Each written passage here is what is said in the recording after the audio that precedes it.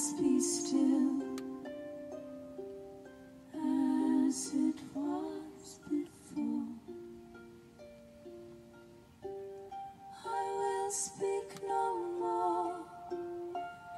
I shall abide until I am spoken for, if it be your will.